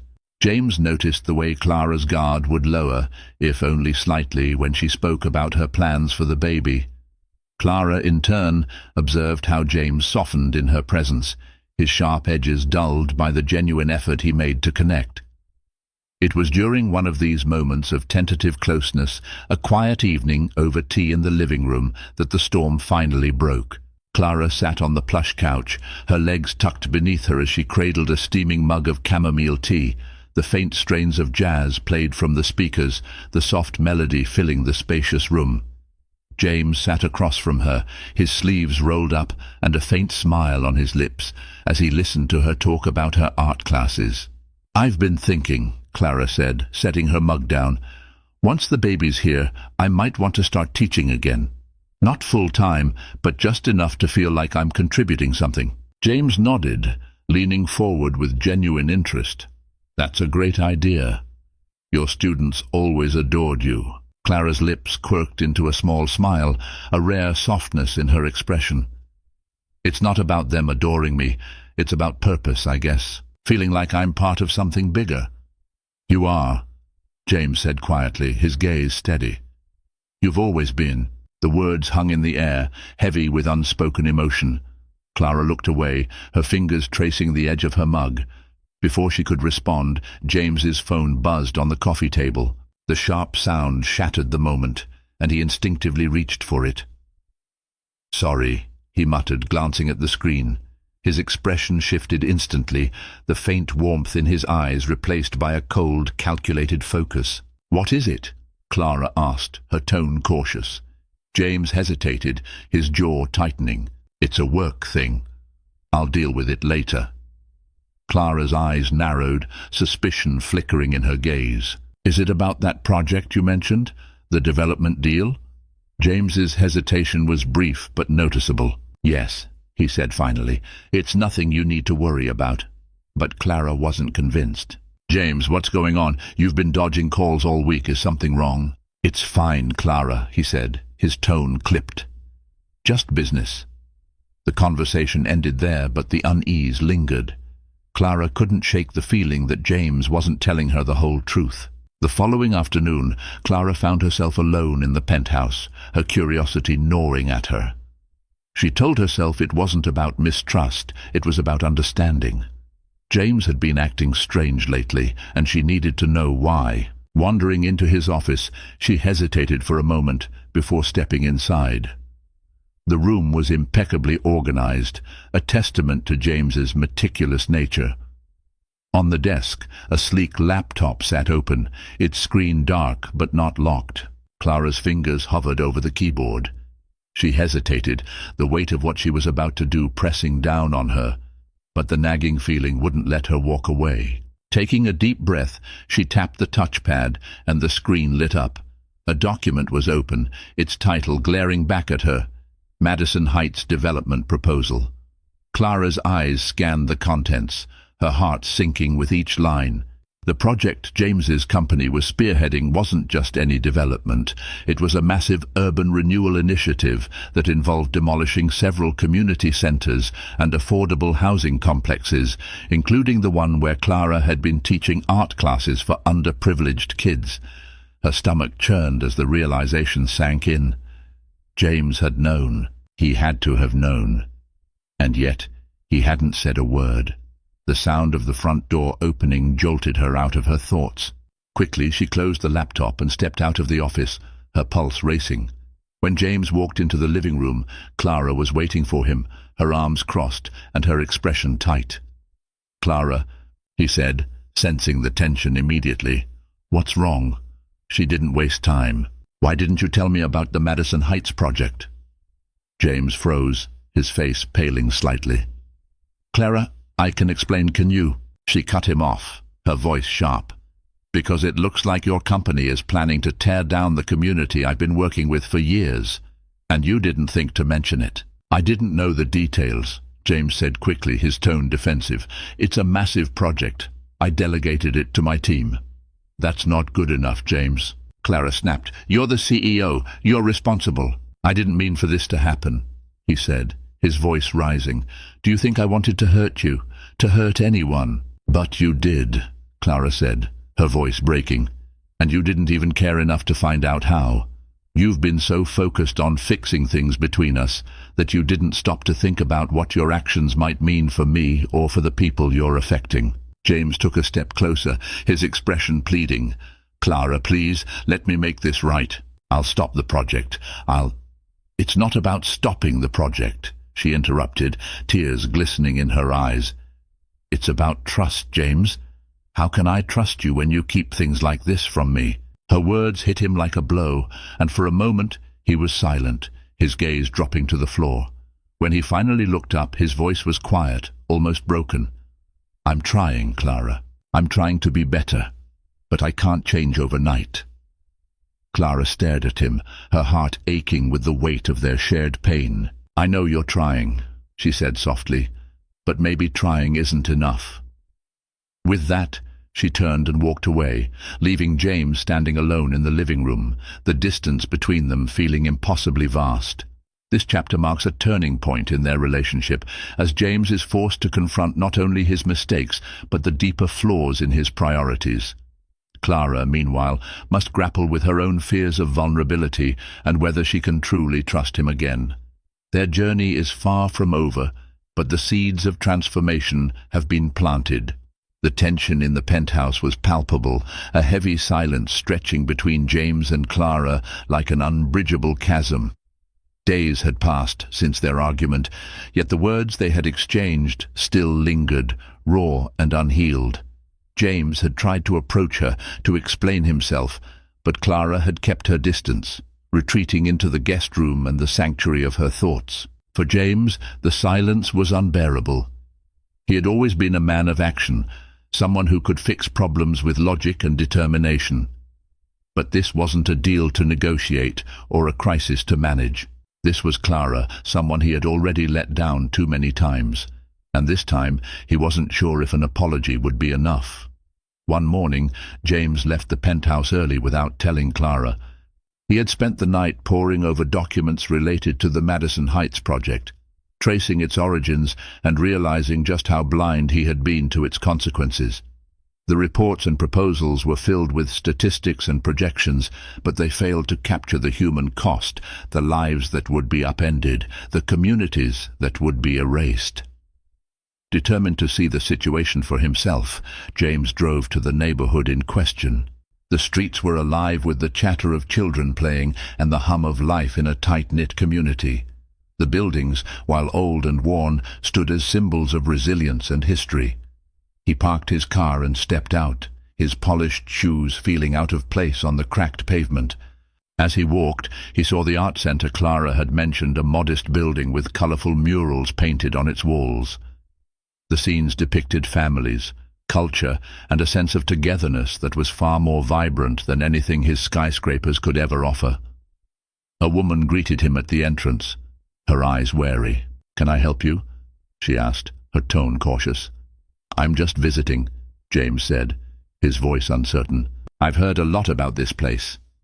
The woman eyed him for a moment before nodding. "We've been hearing a lot, too, about how this place might not be here much longer." Her words stung, but James forced himself to nod. "That's why I'm here, to understand."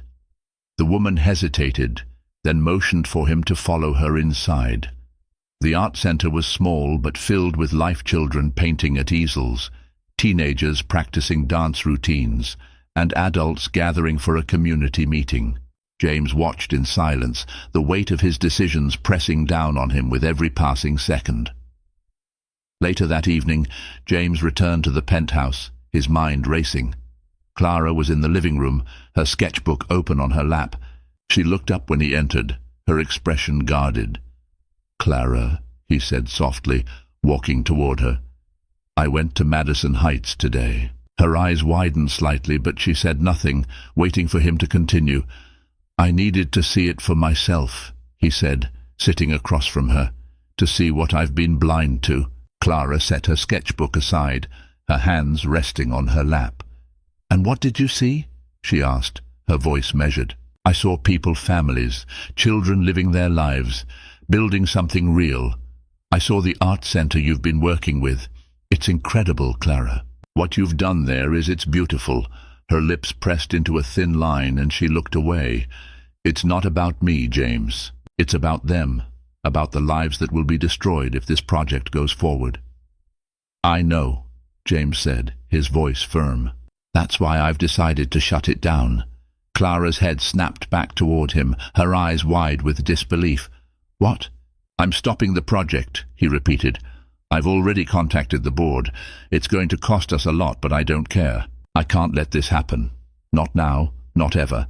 For a moment Clara simply stared at him, her emotions a whirlwind of shock, relief, and something she couldn't quite name. "James, why are you doing this?" "Because it's the right thing to do," he said, "and because I need you to know that I'm not the man I used to be. I've made mistakes, so many mistakes, but I want to do better.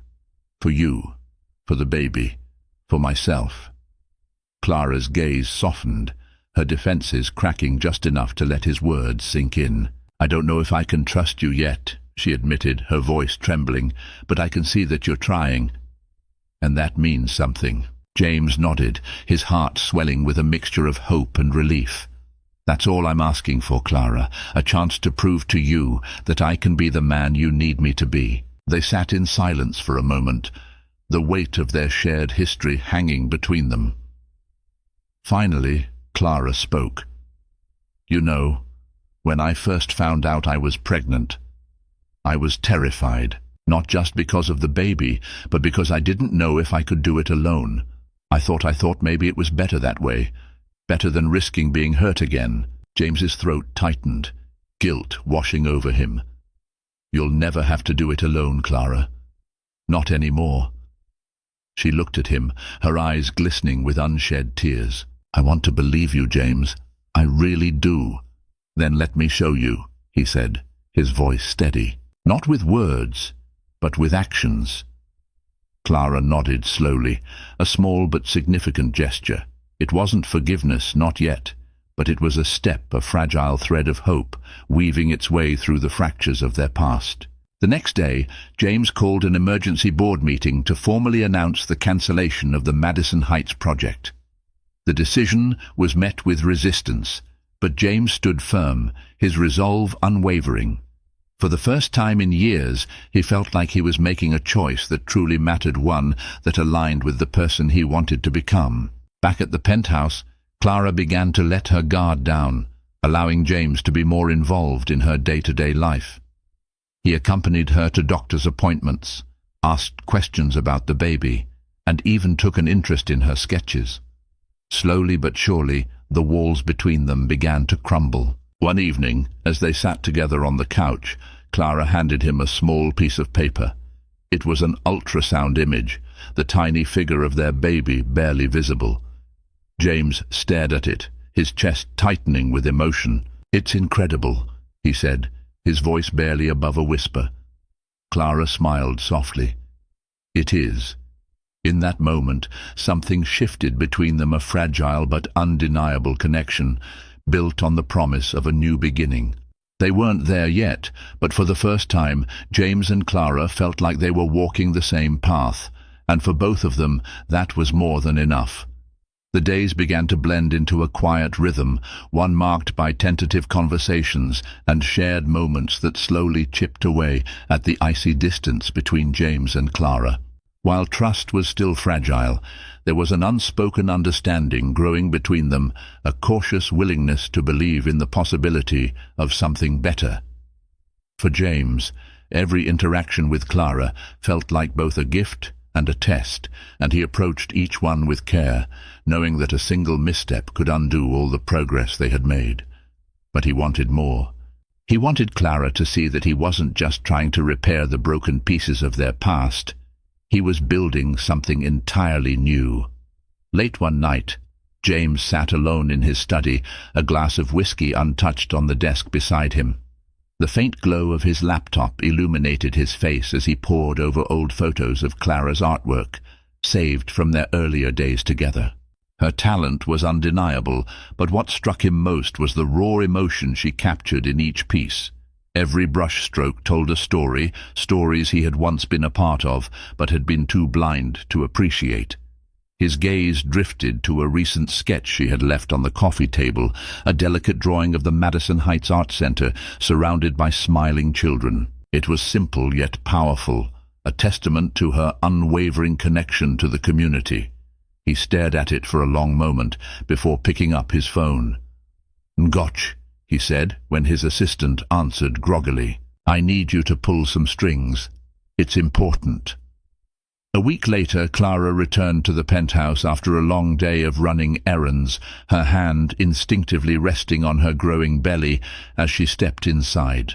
She kicked off her shoes and was halfway to her room when she noticed an envelope on the kitchen counter, her name written in James' familiar scrawl. Frowning, she opened it and pulled out a thick piece of cream-colored paper.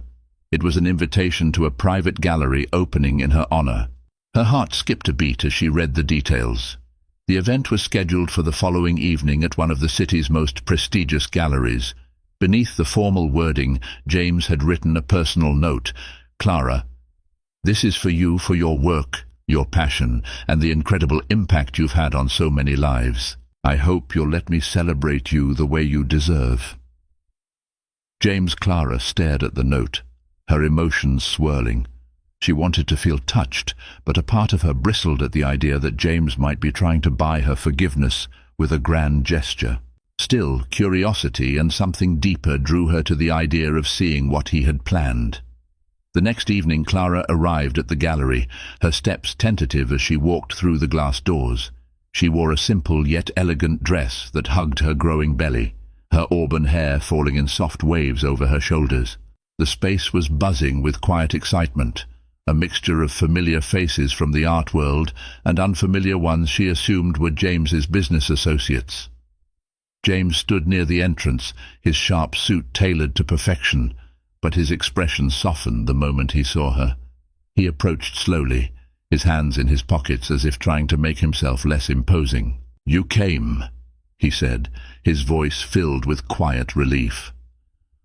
"I wasn't sure I would," Clara admitted, her tone cautious. "But I'm here." James nodded, his gaze searching hers. "Thank you. There's something I want to show you." He led her through the gallery, where her paintings and sketches were displayed with breathtaking precision. Each piece was beautifully framed, lit to highlight the depth and emotion of her work. Clara's breath caught as she saw the care that had been put into the curation. These weren't just her most well-known works. They included pieces she had never shared publicly, sketches James must have kept from their time together. At the center of the gallery was a large canvas, her most recent piece, the one of the Madison Heights Art Center. Surrounding it were photos of the community members she had worked with, children smiling beside their paintings, families gathered for events, and even a snapshot of Clara herself, laughing as she helped a child mix colors. Her hand flew to her mouth as she stared at the display, overwhelmed by the love and thoughtfulness behind it. "James," she began, her voice trembling. He turned to her, his expression earnest. "Clara, I know I can't undo the mistakes I've made, but I want you to know how much I see you, your talent, your heart, everything you've given to the people around you. You deserve to be celebrated, not just for the incredible artist you are, but for the person you've always been." Tears welled in her eyes as she looked at him, the weight of his words sinking in. For the first time, she felt like he truly understood her, not as a means to an end, but as someone deserving of love and recognition. As the evening wore on, Clara found herself drawn into conversations with attendees who praised her work and expressed genuine admiration for her contributions to the art world. For the first time in years, she felt seen not just as an artist, but as someone who mattered. When the event began to wind down, James approached her, his expression tentative. "Can I walk you home?" he asked. Clara hesitated, then nodded. "Okay." The walk back to the penthouse was quiet, the crisp night air wrapping around them like a cocoon. When they reached the building, James held the door open for her, his hand brushing hers briefly. Inside, Clara turned to him, her gaze steady. "James, thank you for everything tonight. It was beautiful." "You're beautiful," he said softly, the sincerity in his voice catching her off guard. For a moment they stood in silence, the tension between them electric. Finally Clara spoke, her voice barely above a whisper. Maybe we're not as broken as I thought." James' breath hitched, and he took a cautious step closer. "Clara, I'll spend the rest of my life proving that to you if you'll let me." She didn't respond immediately, her gaze searching his. Then, slowly, she reached out and took his hand, her touch both tentative and full of promise. It wasn't a declaration of love, not yet. But it was a beginning, a fragile thread of hope weaving its way through the fractures of their shared past, offering the possibility of something new. And for the first time in years, they both dared to believe it could be enough. The weeks following the gallery opening were filled with cautious hope and quiet progress. James and Clara fell into a new rhythm, one built not on the forced pleasantries of their early days together, but on shared understanding and growing trust. For the first time in years, the walls they had carefully built around their hearts began to come down. James threw himself into proving his commitment, not with grand gestures, but with steady, meaningful actions. He accompanied Clara to her doctor's appointments, taking notes with meticulous care and asking questions that showed how deeply invested he was. He spent his evenings helping her prepare the guest room for the baby, listening as she dreamed aloud about the life she wanted to build. For Clara, the change in James was undeniable. The man who once seemed consumed by ambition now spoke about balance, about priorities that extended beyond boardrooms and bank accounts. While she was still cautious, she found herself softening toward him, letting him in piece by piece. One evening, as they sat on the couch, James handed Clara a small velvet box.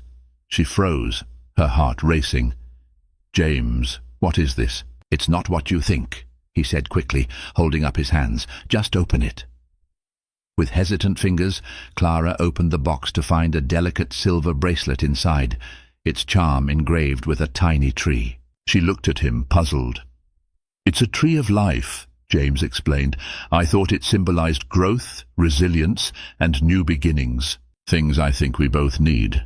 Clara's throat tightened as she held the bracelet.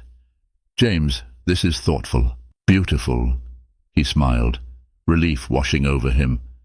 "I wanted you to have something that reminded you of how strong you are, how much you've overcome." Clara slipped the bracelet onto her wrist, her fingers brushing the charm. For the first time, she allowed herself to hope not just for herself, but for them. Months later, on a crisp spring morning, Clara went into labor. James was a nervous wreck, pacing the hospital hallways, while Clara labored with a calm determination that left him in awe. When the moment finally came, and the soft cry of their baby filled the room, James felt something inside him shift irrevocably. The nurse handed him the baby, a tiny, perfect girl with a tuft of auburn hair, and James's hands trembled as he held her. "Eleanor," he whispered, the name Clara had chosen. "She's incredible." Clara, exhausted but radiant, smiled from her hospital bed. "She is, and she's ours." James looked at her, his heart swelling with emotion. "Clara, I promise you I'll never take this for granted. I'll never take you or her for granted." Clara reached out and touched his hand, her fingers intertwining with his. "I believe you," she said softly. And for the first time she truly did. The months that followed were challenging, filled with sleepless nights and the chaos of adjusting to life with a newborn.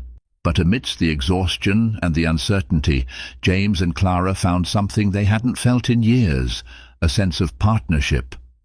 James took to fatherhood with an enthusiasm that surprised even himself. He learned to change diapers, mastered the art of rocking Eleanor to sleep, and even found joy in the small moments, like the way her tiny hand would curl around his finger. Clara, too, rediscovered parts of herself she thought she had lost. With James' encouragement, she began teaching art classes again, balancing her passion with the demands of motherhood. Together, they created a life that felt messy and imperfect, but profoundly real. One evening, as they walked through the park near their home, James stopped suddenly. Clara, holding Eleanor in her arms, turned to him with a questioning look. "What is it?" she asked. James took a deep breath, his heart pounding. "Clara," he began, his voice steady despite his nerves. "I've made so many mistakes in my life, but the one thing I got right was loving you. Even when I didn't show it the way I should have, even when I didn't deserve you, that never changed." Clara's eyes filled with tears as he knelt before her, pulling out a small velvet box, not for the bracelet this time, but for a ring. "I don't want to live another day without you by my side," he said. "Not just as Eleanor's mother, but as my partner, my equal, my everything. Will you marry me?" "Again?" Clara's breath hitched, the weight of the moment pressing down on her. She looked at James, at the man who had hurt her but also fought so hard to change, and then at their daughter, a symbol of everything they had built together. "Yes," she said, her voice trembling. "Yes, James." Cheers erupted from nearby strangers in the park, but James only had eyes for Clara. As he slipped the ring onto her finger, he felt a profound sense of gratitude, not just for her forgiveness, but for the chance to start again. A year later, James and Clara stood together in their backyard, surrounded by friends and family, as they renewed their vows. The ceremony was simple, filled with laughter and love, a reflection of the life they had built. Eleanor toddled through the grass, her giggles echoing through the air as James scooped her up, spinning her in his arms. Clara watched them, her heart full, knowing that while their journey had been far from easy, it had been worth every step. Their story wasn't about perfection or fairy tales. It was about resilience, forgiveness, and the beauty of starting over. And as they stood together, hand in hand, they knew that this was only the beginning of the life they would create together. Life doesn't always give us the chance to rewrite our mistakes, but when it does, it takes courage to seize it. James and Clara's journey wasn't about perfection. It was about resilience, forgiveness, and choosing love, even after everything seemed lost. Their story reminds us that it's never too late to rebuild, to grow, and to create something beautiful from the broken pieces. If this story moved you or gave you hope, make sure to subscribe to the channel and hit the notification bell so you'll never miss another story like this. Let's continue sharing these moments that inspire, challenge, and connect us all. Thank you for watching, and I'll see you in the next one.